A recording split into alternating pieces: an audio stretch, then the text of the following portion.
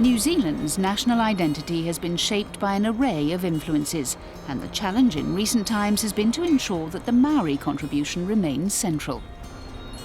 The capital, Wellington, is a city steeped in Maori history. This is the Kokiri Marae, the focal point for the local Maori community. It offers a variety of services and plays a crucial role in helping to preserve the cultural identity of these people.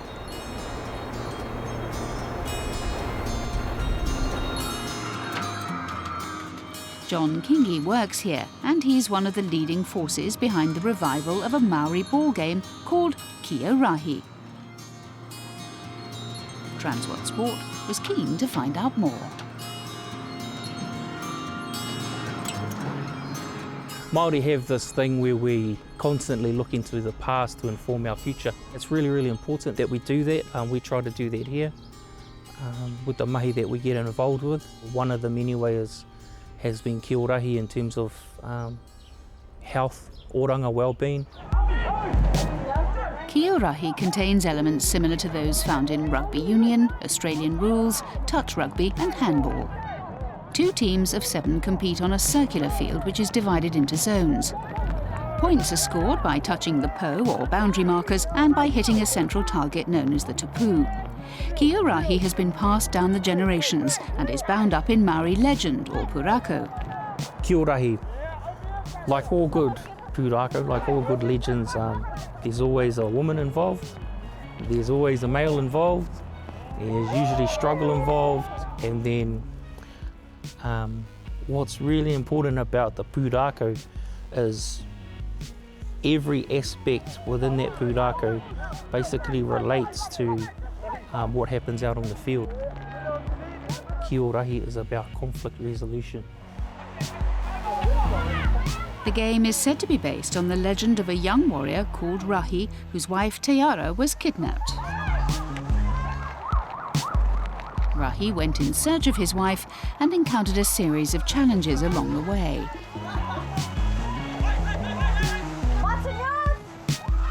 Eventually, Rahi rescued Te-Ara from her captors, but instead of seeking vengeance, he offered them a ball, or ki, as a symbol of peace. KiORahi translates as Rahi's ball.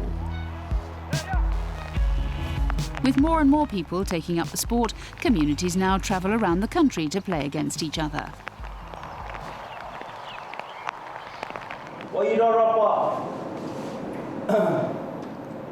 When Transworld Sport was in town, Kokiri Marae headed to Wanganui, around 200 kilometres north of Wellington, for a match.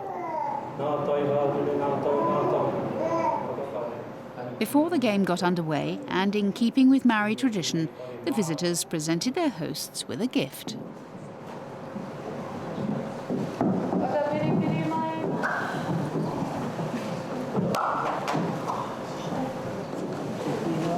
I think it's the whole coming together. I mean, there's rugby and a lot of people are right at rugby, but KiORahi is a reasonably new sport, so people are finding their own groove and learning it in their own way. So in a sense, we're mastering it before it's come out anywhere else.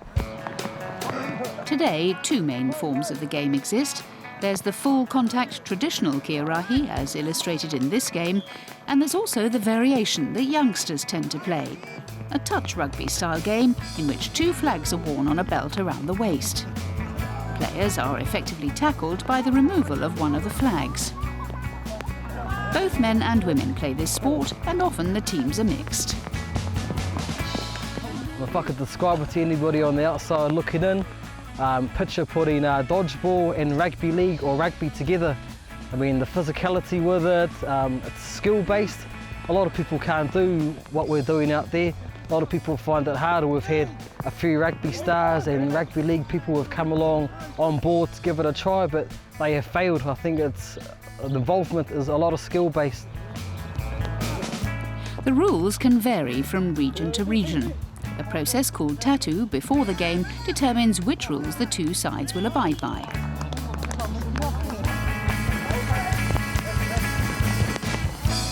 However, what doesn't change in KiORahi games is the point scoring system and the layout of the pitch.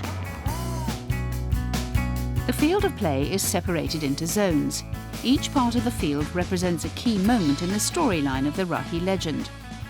There are areas representing the world, a lake, and the island on which Rahi became trapped.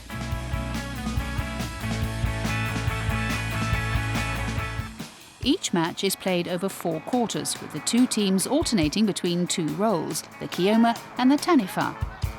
The Kioma's team's basic aim is to score tries, while the Taniwha team earns points by hitting the centre target. The Kioma team score by touching the ball on one of the boundary markers and then running into the pauero without being tackled.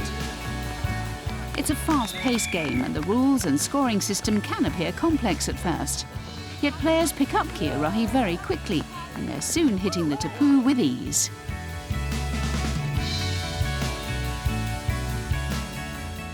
It's not just a game, it's a cultural practice.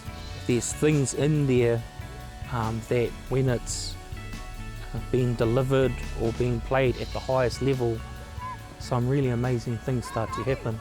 You have references to our cultural beliefs that are in there. You have whanaungatanga, which is our word for relationships.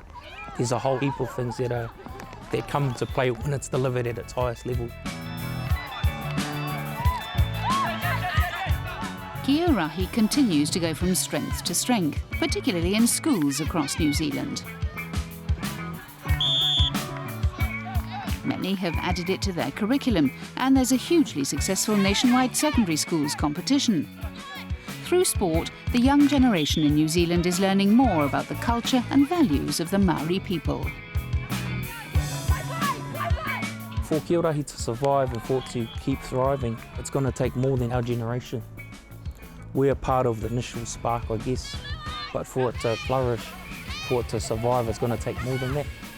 It's going to take future generations. It's going to take my girl and her kids for it to be in a place where it's truly healthy and out of the realm of revitalised in another space, in a healthier space.